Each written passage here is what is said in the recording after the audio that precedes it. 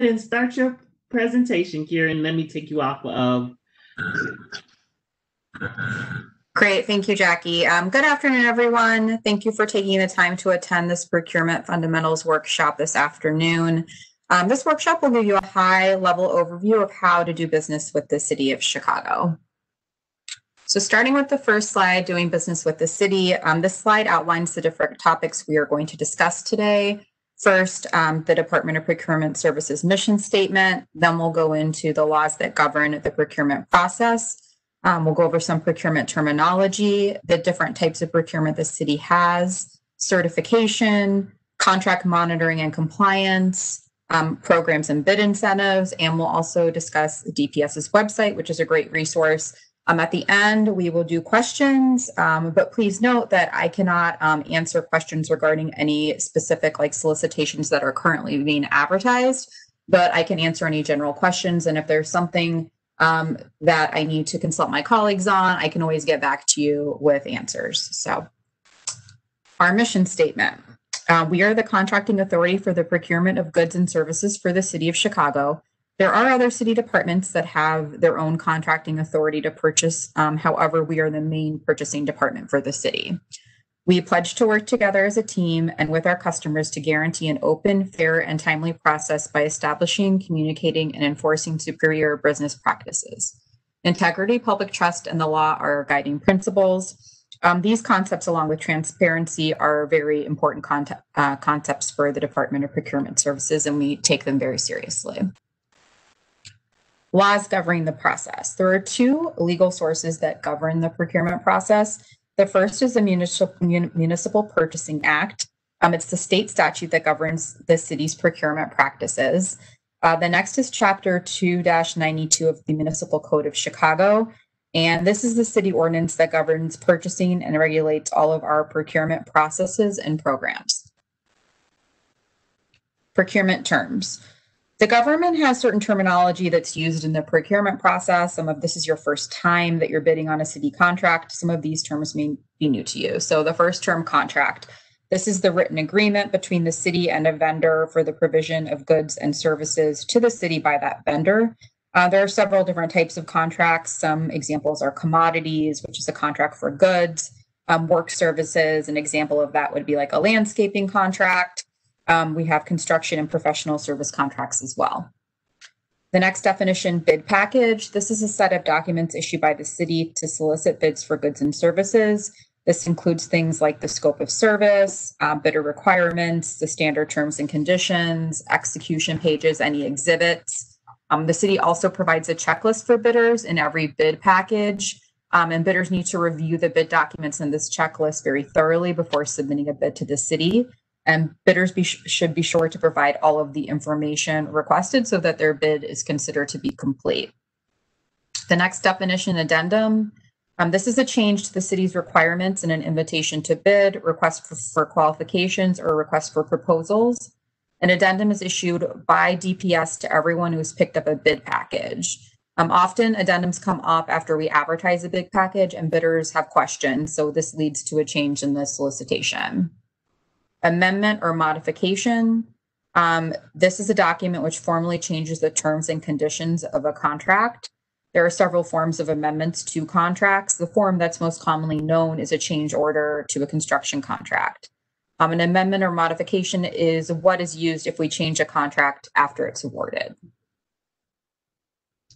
Types of procurement.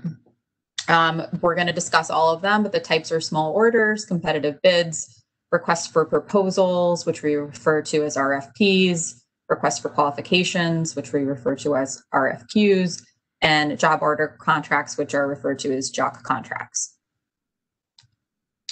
So small orders solicitations are for $100,000 or less. The Municipal Purchasing Act does not require formal bid specifications or a public advertisement for small orders. However, we do publicly advertise these on our website or via e-procurement. Per the Municipal Code of Chicago, MBE and WE compliance is required for bids over $10,000. Competitive bids. Competitive bids are those for $100,000 or more. Formal advertisement is required, and they're published in the Chicago Sun-Times Daily Classified section, as well as on our website. Typically, bids are also available in the bid and bond room at City Hall, but due to the pandemic, that room's currently closed. If it is an electronic bid, which again, most of our bids right now are electronic bids as a result of the pandemic, you can log on to iSupplier to download a bid package. The bid solicitation period may be anywhere from 10 to 30 calendar days. Some solicitations require the vendor to supply a deposit. If a deposit is required, your bid package will specify that. So continuing with competitive bids. In your competitive bid, you may see a reference to a pre-bid conference. These are generally optional, but they're strongly recommended. During a pre-bid conference, you'll go over the process for bidding, the specifications, and you'll have the opportunity to ask questions. This may result in an addendum or a clarification being issued. We talked about an addendum before in the definition section, which is when there is an actual change to a requirement in the solicitation based on questions that were asked. With a clarification, there is no change to the solicitation documents, and the city just provides clarification regarding the question. If an addendum is issued with the solicitation, the vendors who submit proposals will have to acknowledge that they received the addendum.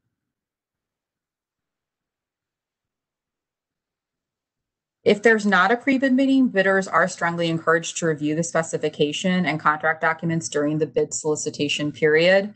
The DPS contract administrator responsible for the contract will be listed on the solicitation documents, and you can contact this person with any questions. Questions submitted this way can also sometimes result in an addendum or clarification being issued. The bid documents. You're going to want to make sure if you're submitting a bid that you fill in all the required information. Certain bid documents must be submitted and executed with the bid, and if they're not, your bid could be rejected.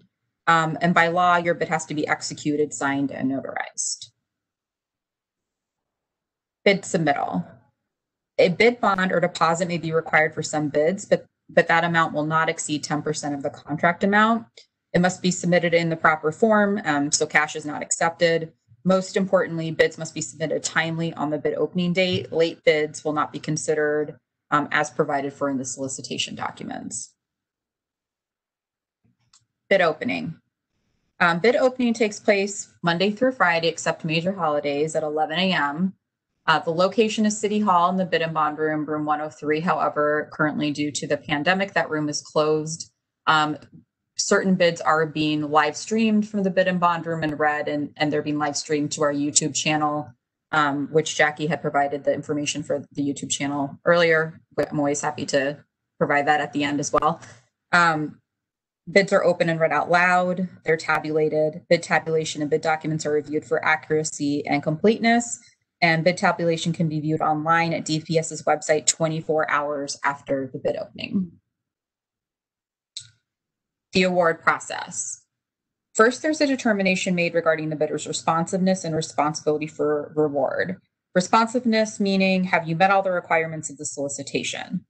And responsibility meaning, are you actually capable of performing the services that are being solicited? The department will make a recommendation of award based on what was provided. If that is acceptable, the bid is packaged and bid contract documents are routed through the signature and approval process. Contract performance and payment bond insurance and funding agency concurrence for award. If those things are applicable, they're obtained. And the contract is then awarded to the lowest responsive and responsible bidder that meets all of the city specifications. So the next type of procurement, RFPs, request for proposals. This procurement method is used to solicit proposals to implement a new project requiring professional services when the city does not have an in-house technical expert or resources to implement projects or services. So when you see an RFP, you'll typically see the city has generally defined a very broad scope of services and will not fill in every aspect of those services regarding how they are to be performed, because that's information the city is requesting from the vendor. There's a detailed evaluation of the proposal by an evaluation committee. The evaluation committee that reviews the proposal is typically a mix of subject matter experts and city representatives that are approved by the chief procurement officer, and they evaluate the proposals based off the criteria specified in the RFP document. So for RFPs, low price is not the only factor. We also look at things like how will the services be implemented, what teams will you be using in the budget.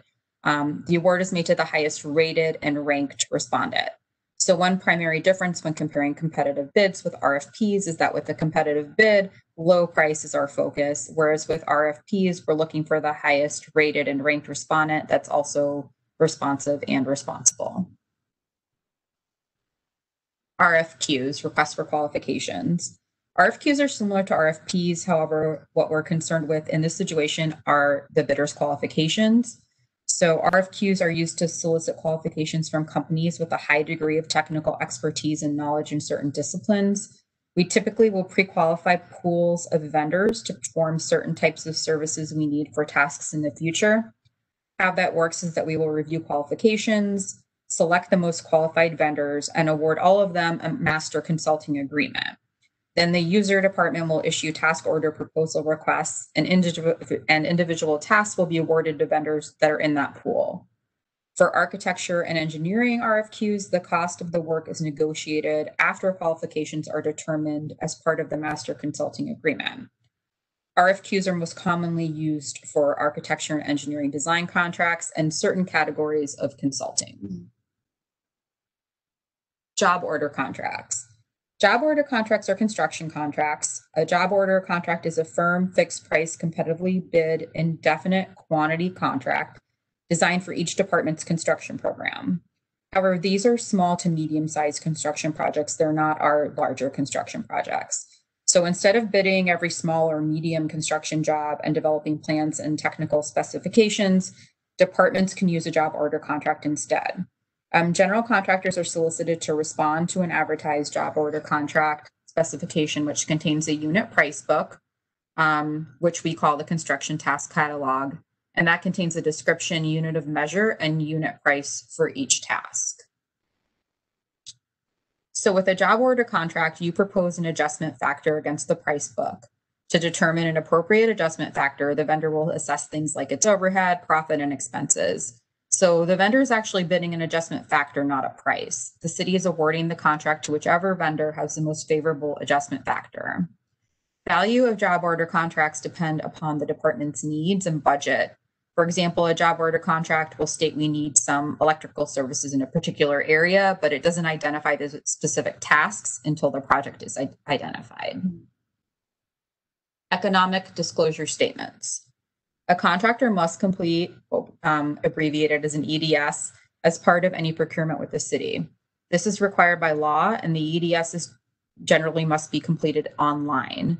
In addition to providing information about the applicant, any legal entity which owns more than 7.5% interest in the applicant, either directly or indirectly, must also file an EDS. There are a number of questions in the EDS that break down ownership, and there's also a number of disclosures. If the EDS is not completed, then the city cannot award the contract. So you should just be familiar with the term EDS and remember that it's not only the contractor that has to file one, it can go beyond that depending on what the ownership structure of the applicant firm is.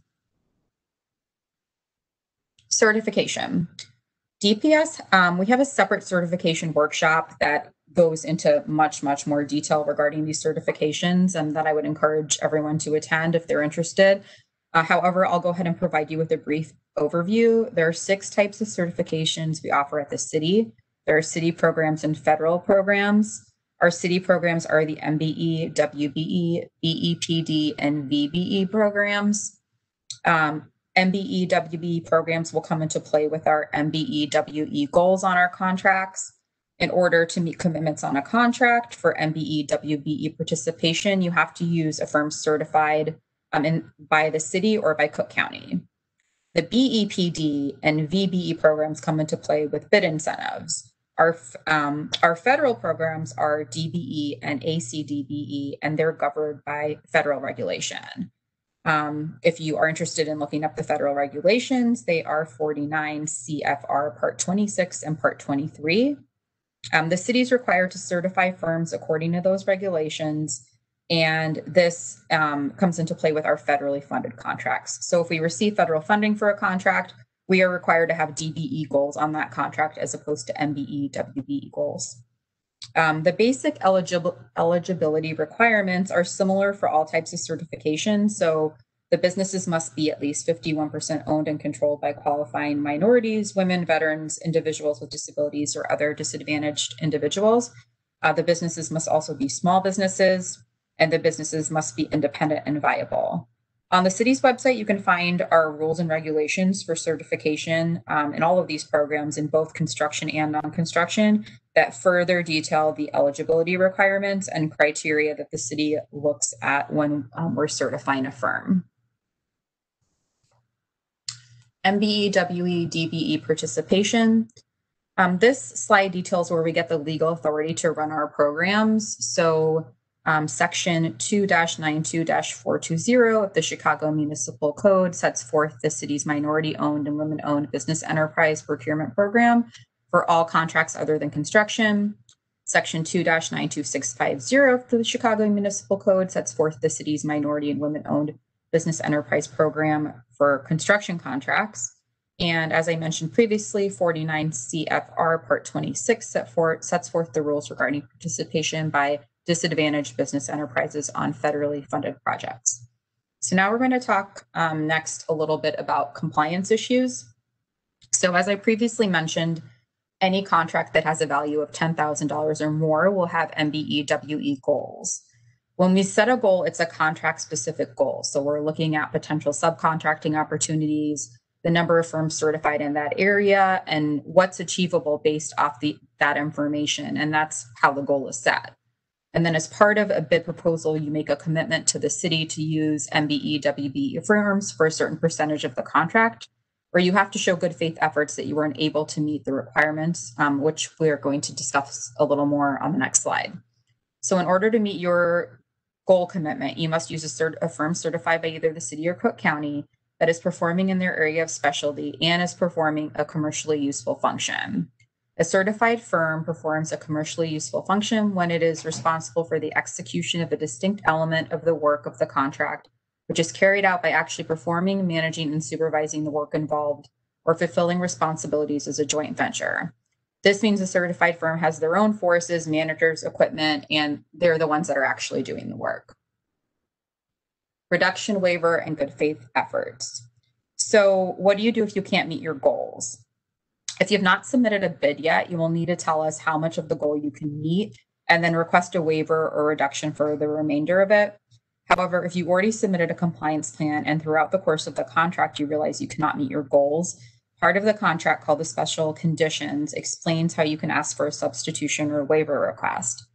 However, if the chief procurement officer does not grant your request, you'll be held to your commitment. One example of why you may be seeking a substitution would be because you have a firm on your compliance plan and they lose their certification for some reason, like let's just say if they lose it for fraud, that might be a potential reason you'd be seeking substitution. At contract closeout, if you have a shortfall, the Municipal Code of Chicago authorizes the city to assess liquidated damages. However, the prime contractor is allowed to show they made good faith efforts to meet the goals, which is taken into account. So I encourage anyone who's interested in doing business with the city to carefully review the special conditions so you understand the commitments you're making and what the potential penalties could be for failing to meet those commitments. Contract monitoring and compliance.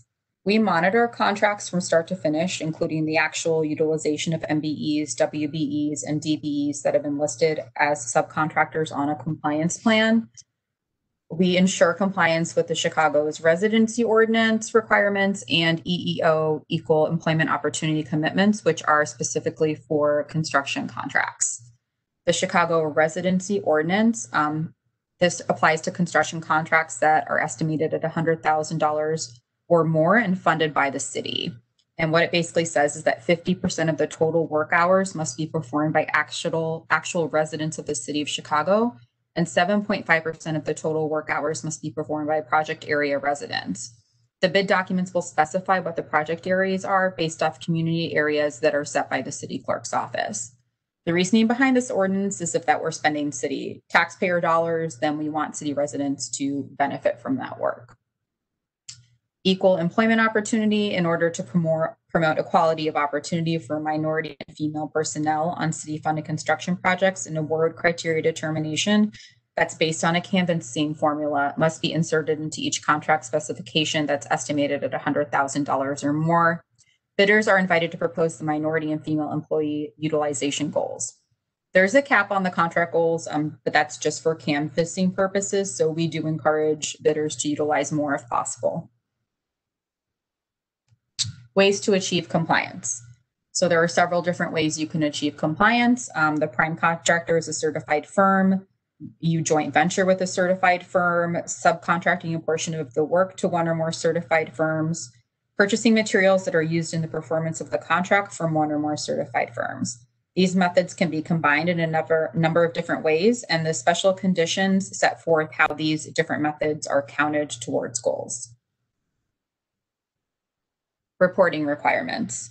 Prime contractors must report monthly subcontractor payment certification forms, and certified firms must confirm that these payments were made. Weekly certified payroll for construction projects. Certified payroll helps us verify if we're meeting the Chicago resident and project area and EEO requirements. Waivers of lien. This is also in the construction context. This releases the city of liability in the event that there is a dispute between the prime contractor and subcontractor for certain work. Programs and bid incentives. So there's a lot of information on this slide, and we do a completely different separate workshop, which is about an hour and a half, where we go into great detail on these programs and bid incentives. But just to briefly touch on them, we have a number of programs and bid incentives designed to benefit businesses of all sizes throughout the city. We have a few construction programs. The Small Business Initiative construction program. This is only for small businesses. Only small businesses are eligible to bid, and there's two levels. There's SBI 1, which applies to contracts that are up to $2 million, and SBI 2, which are for contracts up to $3 million. We have our mid-sized business initiative construction program, and this is for contracts between $3 and $20 million. We have our non-construction MBI program. This is one of our newer programs. Our diversity credit program. This is designed to encourage prime contractors to use certified firms on private sector work. So if a prime contractor has a contract with no affirmative action goals and uses a certified firm on that contract, we will give a credit up to 5% that can be applied to a city contract. Target market program. This is non-construction only, and you must be certified by the city or Cook County as an MBE or WE to bid on a target market program contract. Mentor Protege program allows firms to earn bid incentives and additional utilization credit for agreeing to mentor a certified firm on the prime or subcontractor level. MBE WE phased graduation program. For 3 years after you graduate from the certification program, you can participate at a reduced rate. So this slowly eases you out of the program. Bid incentives. How bid incentives work is, let's say you're bidding on a contract and apply for a bid incentive that you're eligible for.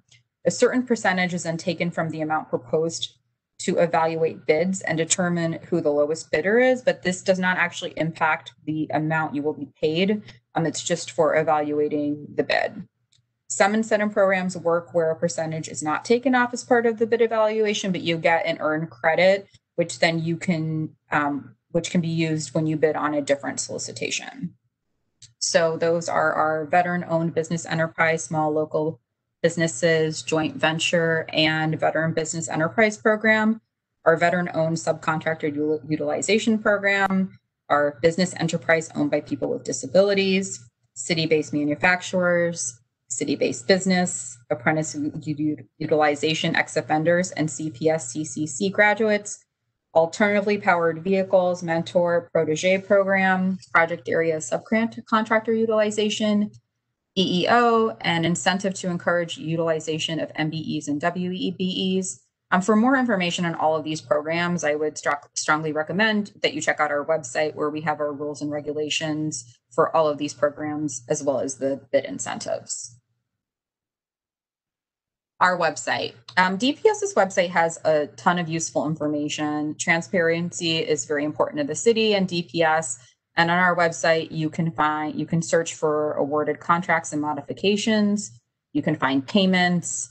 Bid tabulations are online on our website, weekly bid opportunities, a searchable MBE, WBE directory, bid incentives, all of our regulations. So if you have any questions, it's a great resource that you can go to, and our website address is at the bottom of this slide.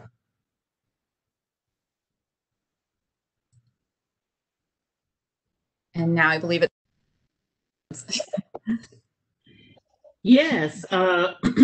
Well, we'll take questions. Again, if you have a question and you have not yet put it in the Q&A area within the question and answer panel, please do so now so we can ask our guest speaker your question. The first question that we have here for you, Karen, is there a publicly available dashboard or information of MBE/WBE compliance? So do they, I guess I'm a little confused about the question. If you mean whether or not we have our website does have MBE, WBE directory where you can search and see if a firm is certified. If there's a follow-up question to that, feel free to. I think there is the person wrote a second question. MBE/WBE goals are different for each contract. Is it based on contract amount? So contract amount is one factor that's evaluated, but generally when determining a goal, we're going to look at like how many vendors in that particular specialty area are certified in either the city or the county, the type of work that's being performed, budget. A lot of different factors play into how that goal is determined. Okay. Are there any additional questions? Because those were the only two that we had at the time. I'll give the audience just a few minutes to type in a question. Again, to find the Q&A panel, you would hover around the bottom of your screen. If you click on the three dots that say more option, at the top of that menu should be Q&A. If you click on that, it'll drop the Q&A panel down on the right-hand side, and you can type your question out to everyone so that we can make sure that we all see the questions and we're not duplicating the questions asked. There's one more question. The question is, how is relative to, wait a minute. The question is, how is relative to how compliant are the contracts with MBE/WBE? I'm sorry, Jackie, could you repeat the question? The question is, how is it says the question is, how is relative to compliant are the contracts with MBE/WBE? And I would ask if that person could be just a little bit more clear. I'll give you a second to write out the question. I'll give you a second to do that, but and obviously I can give out my email address too. So if anyone wants to send me a follow-up question to my email address, that's fine as well. It's Kiran, KIRAN .Kocha, which is my last name, which is spelled KHOKHA @cityofchicago.org. Okay. And then there is another question underneath that one. And it basically says, DPS monitors MBE/WB compliance. Is that compliance data made public? So whether or not a firm has met its goals, I think is what they're asking for a contract. And, I'm going to have to actually check with our compliance team because I'm not sure offhand if that information is online. So if you wouldn't mind If Rodney or you could facilitate getting me this individual's contact information so I can get back to them, that would be great. Well, I'll do one better. I would ask the person that wrote that email if you can send that to Kieran at KIRAN dot, spell your last name, Kieran. KHOKHA at cityofchicago.org. And she will be able to answer your question or direct you to the person who could give you that, best give you that answer. Let's see, we have a few more.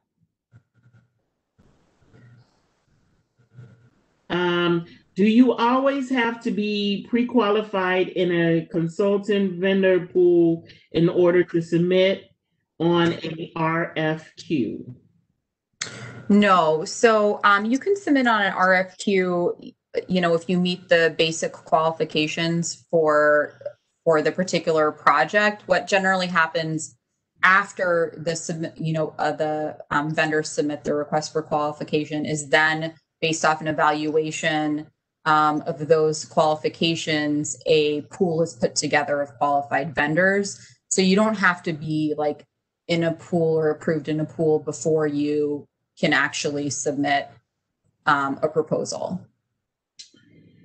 All right. For the person, and I'll answer this one, for the person that asked the question, can you receive the information that is being presented online?